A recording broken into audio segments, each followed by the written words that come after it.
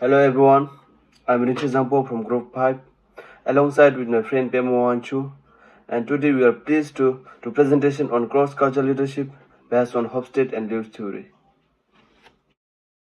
Before we start our presentation, let me give brief overview of our presentation. Number 1, Hofstede cultural theories background.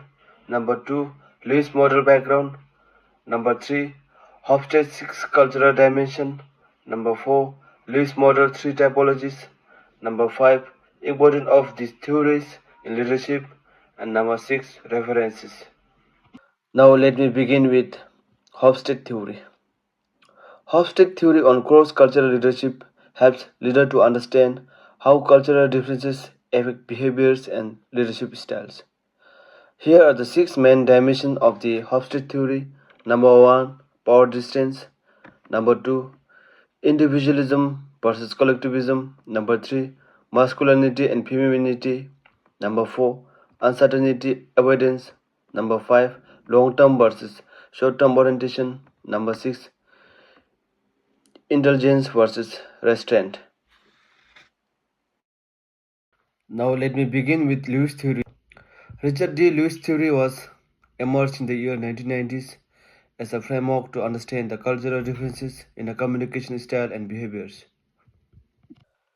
Lewis theory on cross-cultural leadership breakdowns cultures into three main dimensions, which helps leaders to understand how to work effectively with people from different backgrounds. Here are three dimensions. Number 1, linear active cultures. Number 2, multi-active cultures. Number 3, reactive cultures. Now my friend Pemoanchu will explain you in detail regarding the dimensions from those two theories and various aspects from the theories. Hi, I'm Pimonchu. Now I'll be talking about Hofstede's cultural dimension theory. Number one, the power distance index. The power distance index considers the extent to which inequality and power are tolerated. There are two categories, a high power distance index and a low power distance index. A high power distance index indicates that a culture accepts inequity and power differences. It encourages bureaucracy and it also shows high respect for rank and authority. Countries such as North Korea, Russia, China are the best example of high power distance index. Now the low power distance index. It indicates that a culture encourages flat organizational structure that feature decentralized decision-making responsibility, a participative management style, and emphasize on power distribution. Countries such as Australia, UK, US can be categorized under a low power distance index. Number two, individualism versus collectivism. The individualism versus collectivism dimension considers the degree to which society are integrated into groups and their perceived obligation and dependence on the groups. In individualistic societies, the emphasis lies on personal achievement and rights, prioritizing needs of oneself and one's immediate family. Collectivism indicates that there is a greater important place on the goals and well-being of the group. A person's self-image in this category is defined as we. Number 3, uncertainty avoidance index. This dimension considers how unknown situation, uncertainty, and unexpected events are dealt with. A high uncertainty avoidance index indicates low tolerance for uncertainty, ambiguity, and risk taking. The unknown is minimized through strict rules and regulations. A low uncertainty avoidance index indicates high tolerance for uncertainty and ambiguity. The unknown is more openly accepted and there are relaxed rules and regulations. Number 4, the masculinity versus femininity. The masculinity versus femininity dimension is often referred to as gender role differentiation, and it examines the extent to which society values traditional masculine and feminine roles. Masculinity includes the following characteristics: distinct gender role and appreciation of assertiveness, courage, strength, and competition. Femininity includes characteristics such as fluid gender role, modest, nurturing, and concern with the quality of life. Number 5, long-term orientation versus short-term orientation. The long-term orientation versus short-term orientation dimension considers the extent to which society view its time horizon. Society that emphasize long-term orientation prioritize future outcome, postponing immediate success for achievement over the long term. In these cultures, value like persistence, endurance, saving, sustained growth, and adaptability take center stage.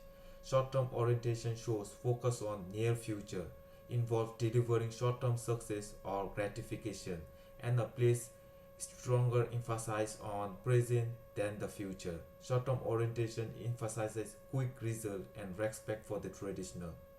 Last but not the least, indulgence versus restraint.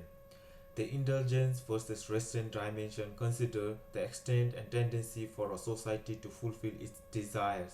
In other words, this dimension revolves around how society can control their impulses and desires. Indulgence indicate that society allow relatively free gratification related to enjoying life and having fun. Restraint indicate that society suppresses gratification of needs and regulate it through social norms. Now the Lewis model. The Lewis model is designed to indicate with which particular cultural group an individual would have empathy with. Lewis named these three typologies: linear active, multi-active, and reactive. Firstly, the linear active.